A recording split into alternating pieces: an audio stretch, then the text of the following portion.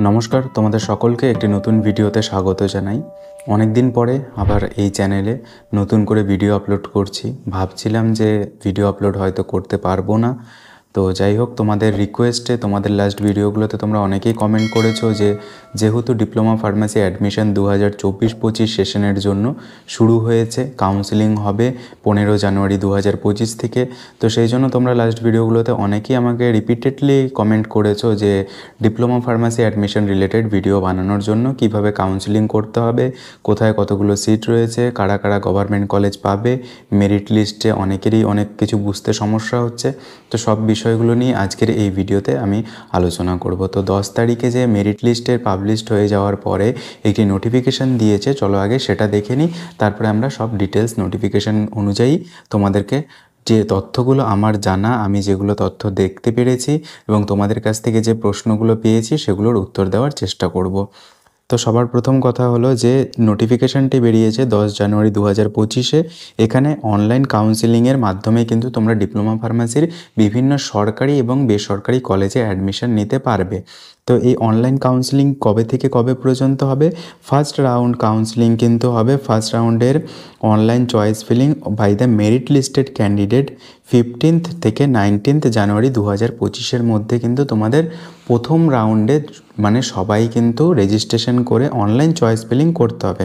মানে তোমরা তো অলরেডি রেজিস্টার্ড ক্যান্ডিডেট এবং মেরিট লিস্টেড ক্যান্ডিডেট, তোমাদের 15 থেকে 19-এর মধ্যে অনলাইন কাউন্সেলিংয়ে চয়েস ফিলিং করতে হবে, মানে কলেজ সিলেক্ট করতে হবে। এবং সেখানে কত টাকা লাগবে? 500 টাকা করে কিন্তু তোমাদের কাউন্সেলিংয়ে ফিস পেমেন্ট করতে হবে। তারপরে ফার্স্ট রাউন্ডের রেজাল্ট পাবলিশ হবে 20 তারিখে। তারপরে আবার ফার্স্ট ফেজ অ্যাডমিশনের রেজিস্ট্রেশন, মানে ফার্স্ট ফেজে যারা সিট অ্যালটমেন্ট হবে, যারা চান্স পাবে, তাদের 21 থেকে 25-এর মধ্যে কিন্তু অ্যাডমিশন অ্যান্ড রেজিস্ট্রেশন হতে হবে। এটাও কিন্তু অনলাইনের মাধ্যমেই হবে। অ্যাডমিশন অ্যান্ড রেজিস্ট্রেশনের জন্য 200 টাকা করে লাগবে প্রত্যেক ক্যান্ডিডেটের, এবং 100 টাকা লাগবে যারা কন্যাশ্রী এনরোলিস ক্যান্ডিডেট আছে, তাদের কিন্তু 100 টাকা লাগবে রেজিস্ট্রেশনের জন্য, মানে সিট অ্যালটমেন্ট হয়ে যাওয়ার পরে। সেটা হলো রেজিস্ট্রেশন। তো ফার্স্ট রাউন্ড এবং সেকেন্ড রাউন্ডের মাধ্যমেই কিন্তু এখানে বলা রয়েছে যে অ্যাডমিশন অ্যান্ড কাউন্সেলিংয়ের মাধ্যমে তোমরা ডিপ্লোমা ফার্মাসির বিভিন্ন সরকারি এবং প্রাইভেট কলেজে অ্যাডমিশন নিতে পারবে।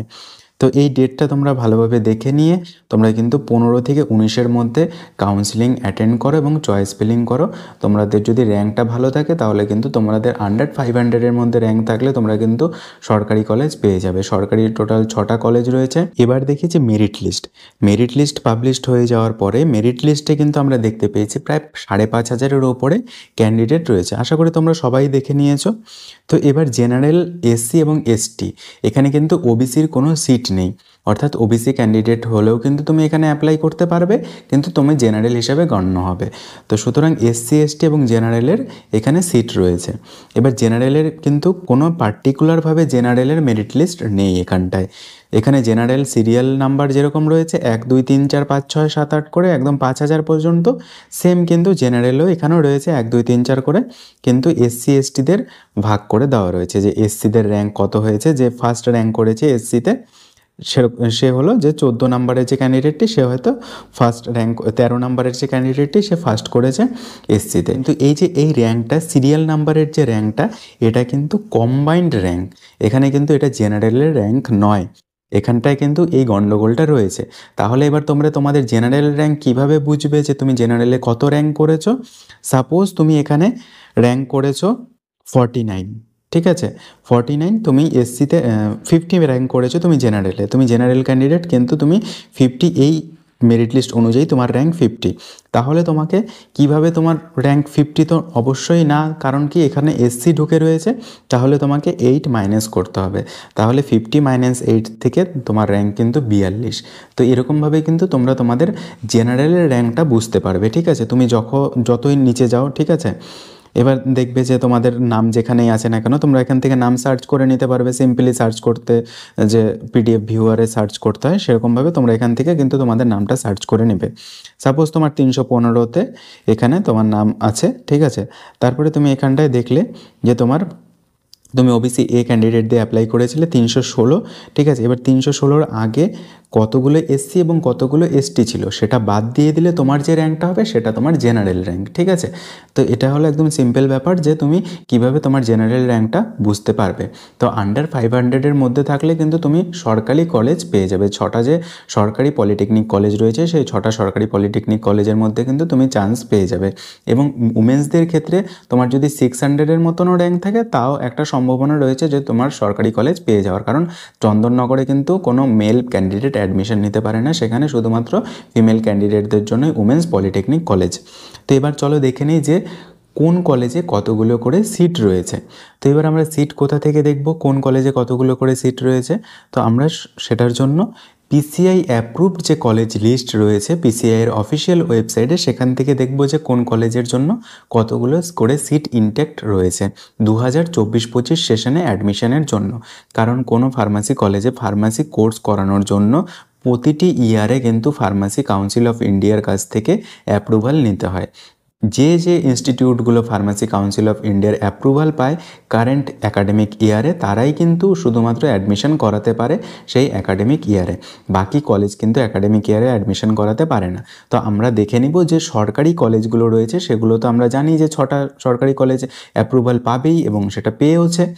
আর বাকি যে প্রাইভেট কলেজগুলো সেগুলো তোমরা কিভাবে জানতে পারবে যে তোমাদের প্রাইভেট কলেজটি অ্যাপ্রুভাল পেলো কি পেলো না, কোন কলেজটি পিসিআই অ্যাপ্রুভ কোন কলেজটি পিসিআই অ্যাপ্রুভ না। তোমরা যখন কাউন্সেলিং করবে সেই কাউন্সেলিংয়ের সময় যে কলেজের লিস্টগুলো থাকবে সেই সবগুলোই কিন্তু পিসিআই অ্যাপ্রুভ থাকবে। এবং নোটিফিকেশনে যে 199টা কলেজ ছিল সেই সবগুলো কলেজ কিন্তু পিসিআই অ্যাপ্রুভ পায়নি। তো সেটা দেখার জন্য তোমাদের কিন্তু পিসিআইয়ের অফিসিয়াল ওয়েবসাইটে ডিপ্লোমা ফার্মাসি অ্যাপ্রুভড যে কলেজের সেকশন রয়েছে সেখান থেকে তোমরা দেখতে পারবে। তো এখানে আমি চলে এলাম ডিপ্লোমা ফার্মাসির পিসিআই অ্যাপ্রুভড কলেজ লিস্টে। তো আমি এখানে যদি এই 3 ডটে ক্লিক করি তাহলে, কারণ এখানে মানে অল ওভার ইন্ডিয়াতে যত কলেজ রয়েছে সব কলেজের লিস্ট কিন্তু রয়েছে এখানটায়, সব কলেজের নাম রয়েছে। তারপরে আমি এখানে ফাইন্ড অন পেজ করব। সাপোজ আমি এখানে লিখি কোচবিহার,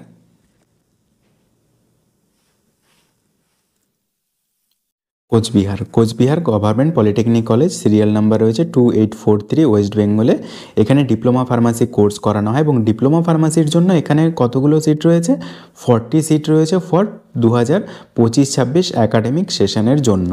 অর্থাৎ 2025-26 অ্যাকাডেমিক সেশনের জন্য কিন্তু এখানটায় 40টা সিট রয়েছে। এবার আমি দেখে নিই যে শিলিগুড়িতে কতগুলো সিট রয়েছে।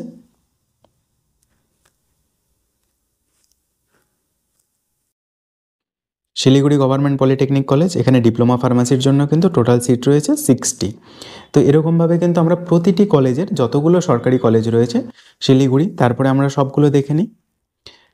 তার নিচেই আছে শ্রীরামকৃষ্ণ শিল্প বিদ্যাপীঠ গভর্নমেন্ট পলিটেকনিক কলেজ, এখানে রয়েছে 30 সিটস 2025-26 অ্যাকাডেমিক সেশনের জন্য। তারপরে উমেন্স পলিটেকনিক কলেজ তারপরেই রয়েছে, এখানেও 40 সিটস রয়েছে 2025-26 অ্যাকাডেমিক সেশনের জন্য। তারপরে আর কি বাকি থাকলো, কন্টাই পলিটেকনিক এবং জ্ঞানঘোষ পলিটেকনিক, এই দুটো কলেজেও আশা করি যে 60 করে সিট রয়েছে। জ্ঞানচন্দ্র ঘোষ পলিটেকনিক কলেজ, এখানে কতগুলো সিট রয়েছে, ডিপ্লোমা ফার্মাসির জন্য 60 সিটস রয়েছে। এরপরে বাকি থাকলো কি, কন্টাই পলিটেকনিক কলেজ, এখানেও কিন্তু ডিপ্লোমা ফার্মাসির জন্য 60 সিটস রয়েছে। সুতরাং তোমাদের র্যাঙ্ক যদি 500-এর মধ্যে থাকে তাহলে কিন্তু তোমরা একটা সরকারি কলেজ এখানে পেয়ে যেতে পারো। তো আশা করি এই ভিডিওটি দেখার পরে তোমাদের কনফিউশন কিছুটা হলেও ক্লিয়ার হয়েছে। তোমাদের কেমন কি র্যাঙ্ক রয়েছে তোমরা কমেন্টে অবশ্যই জানাও। আর তোমরা সবাই কাউন্সেলিং অ্যাটেন্ড করো যারা ডিপ্লোমা ফার্মাসি কোর্স করতে চাও। যদি তোমাদের এর বাইরেও কোনো প্রশ্ন থাকে তাহলে অবশ্যই কমেন্টে জানাবে, আমি সেই প্রশ্নের উত্তর দিয়ে তোমাদের সেই প্রবলেমটি সলভ করে দেওয়ার চেষ্টা করব। তো চলো আজকের ভিডিওটা এখানেই শেষ করছি, দেখা হচ্ছে একটা নতুন ভিডিওতে। Thank you.